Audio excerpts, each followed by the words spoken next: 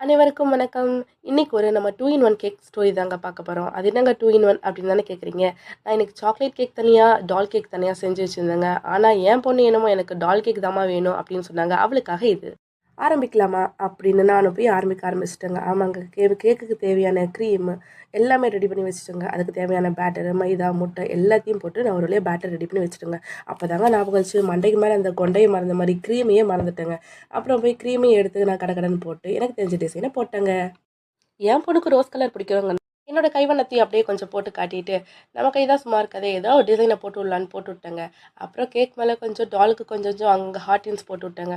அவ்வளோதாங்க டால் ஒரு வழியா ரெடி ஆயிடுச்சு. அப்படியே தூக்குடா செல்லத்த அப்படின்னு நம்ம டால தூக்கி அப்படியே உட்கார வச்சுட்டேங்க கேக்ல. அவ்வளோதாங்க நம்ம 2 இன் 1 கேக்கு ரெடி ஆயிடுச்சு. என் பொண்ணும் ஹாப்பி ஆயிட்டாங்க. இந்த கேக் எப்படி இருந்ததுன்னு மறக்காம கமெண்ட் பண்ணுங்க. இந்த கேக் பிடிச்சிருந்தா லைக் பண்ணிக்கோங்க. மறக்காம சப்ஸ்கிரைப் பண்ணுங்க. பக்கத்துல இருக்க பெல் பட்டனையும் கிளிக் பண்ணிக்கோங்க.